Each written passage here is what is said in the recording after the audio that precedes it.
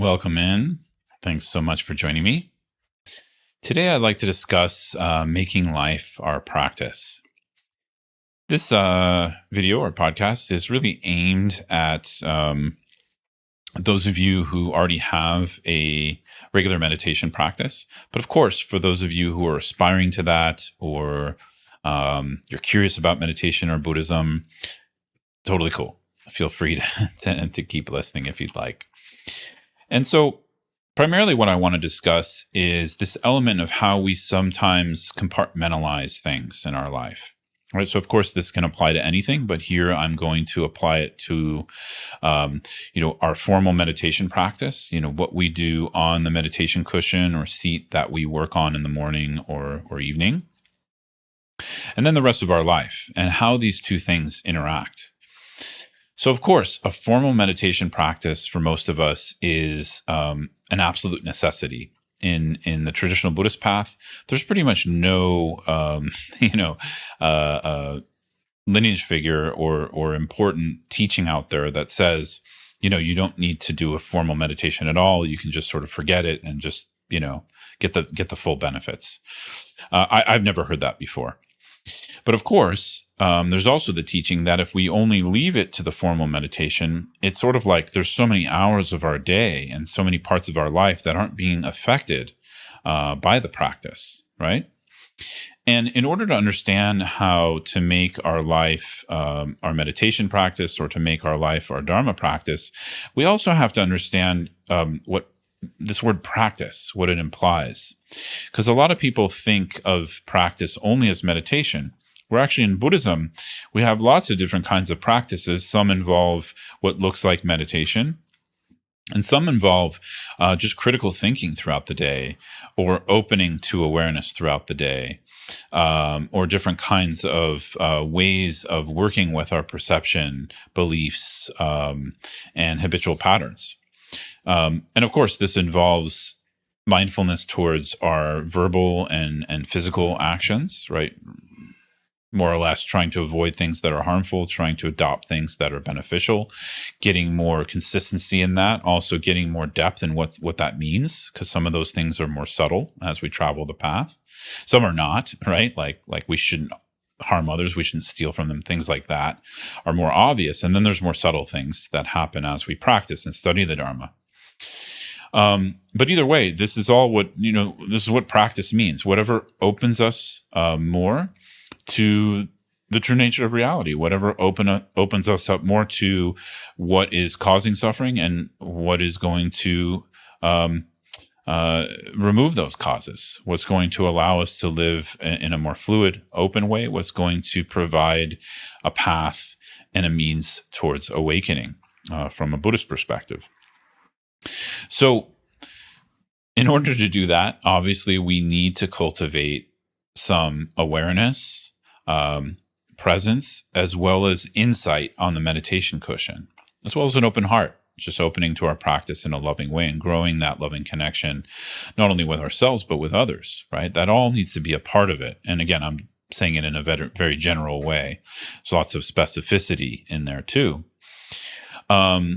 But then, of course, at some point, if we don't have a strategy or a plan in how to bring that into the day, if we're not working on that, our practice is going to be very limited. It's only going to affect us on the cushion. When we get up, we're going to forget. And obviously, we're going to fall back into patterns of how our afflictive emotions and thoughts play out, right? So the biggest thing we're up against is our strong and stubborn identities, right? And identities are when we've solidified certain emotional and habitual responses, certain beliefs, certain opinions around a sense of self.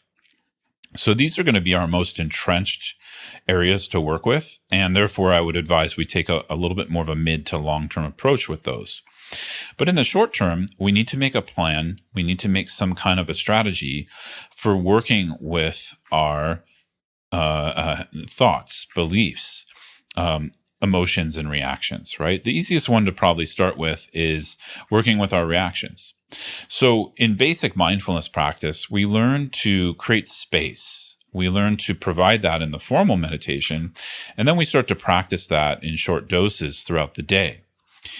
And I'll give an example of what I mean by space. Another way I talk about this sometimes is basically ways to slow down our reaction. Because for most of us, when we get angry, when we get upset, or when we're slightly annoyed, it's pretty quick to have some kind of a reaction that can be harmful to ourselves or another person. So when we slow down that reaction, or when we create or open up more space in that reaction, it gives us more time. It gives us more time to choose a skillful direction, right? And so, of course, that's coming from formal meditation, meaning we've cultivated that formally on the cushion. But we need to challenge ourselves. We need to attempt to bring that into the day, where most of our reactions happen, right? They don't, of course, they can happen in formal meditation, but I often find they happen in relationships in the world. That means relationships to people. That also just means relationships to myself, my own emotions, as well as just reactions to different perceptions I'm having. And these don't have to be that profound. It could just be a reaction to the weather, right? And so how do I work with that and open up more space, or slow down the experience so I can have more of a healthy choice in that? So practice means that also, right? I don't think we meditate in general to get good at meditation. We meditate in order to have more skill of mindful awareness, to have more skill in how we want to conduct ourselves through body, speech, and mind, right? I said that already, but I'm just repeating it in a different way here.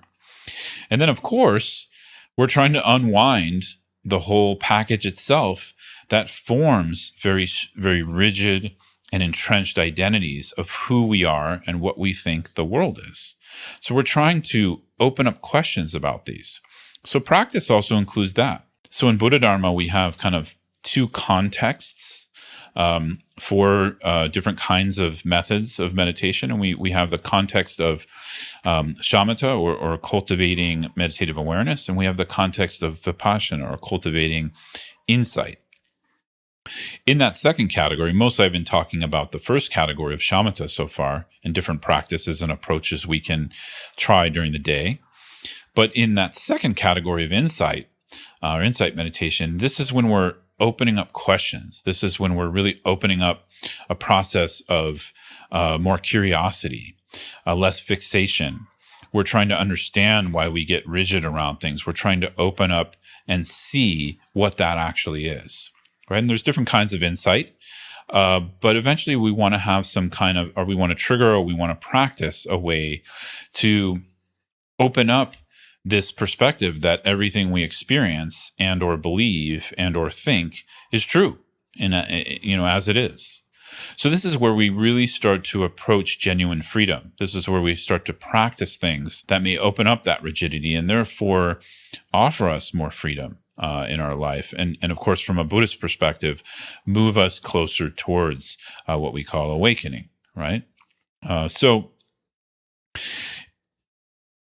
in this sense, it's important how we approach life, right? It's important that we not only think of our Dharma practice or meditation practice as this exclusive thing we do in a certain time of day in a certain place. In this sense, we become a student of life. Actually, I've heard a Buddhist teacher say that before, that Buddhism is the path, or the path of making life your practice, of essentially making life your path, right? And again, it sounds silly because obviously life is our path, but not a lot of us are conscious of that. So what's it like to consciously become a participant in our life, in both how we project what our life is and who we are and others are, and also questioning that projection? So that's part of, I think, when we really get into this, when we get serious about our spiritual path and Dharma practice. And of course, this is an approach I would say even meditators who aren't Buddhist can take. You can benefit from the Buddha Dharma in this way, right? And this approach is really becoming a student of life. It's becoming, interested in looking at things, not interested in sort of sticking to rigidity and, not asking questions and, being a follower. This is the total opposite of that. This is one thing I really love about traditional Buddhism, which is sort of maybe paradoxical to those of you or certain people who may, you know, question whether, you know, Buddhism is a religion or not, or sort of get frustrated with it. But for me, Buddhism has been a path to becoming more open to life, more open to myself, open to thoughts, you know, not to believing more in something, but to using a structured path to make life my practice, to become interested in that. And again, I'm not saying I'm successful at that. Actually, I don't even know if you can succeed at that. It'd sort of be silly to say you can succeed at making life your practice. It's just something we try. It's just something we do. It's just something we go for because we see nothing else really works. Nothing else is really, you know, offering some kind of lasting happiness. Sure, we can get lots of temporary happiness, but at some point we get exhausted with that, and we think, you know, what is this? How can I use this life in the best way? So why not, you know, become a seeker in our life, become really interested in gaining the tools through meditation to apply to the rest of our day, even to the nighttime. In Tibetan Buddhism, for instance, we have practices for, you know, working with dreams, for working with the night. And a lot of people think those are super esoteric. I think they're quite practical. They're just ways for working with the mind and learning about the mind and opening up and working with the projections of mind in the nighttime. Because why not? We're asleep for, you know, 6 to 8 hours every day. So why not use that time? But before that, I would recommend just using the daytime. Right? Get good at that. So anyways, just some thoughts here. I hope this is helpful. I'd love to hear, you know, your thoughts on how you make life your practice. If you're watching on YouTube, just comment here. If you're listening on iTunes, Spotify, or on YouTube podcasts, let me know. Venture to my website, scotttusa.com. Leave me a comment there. Just reach out. I'd love to hear from you. Okay. Well, thanks so much, everyone. Take care.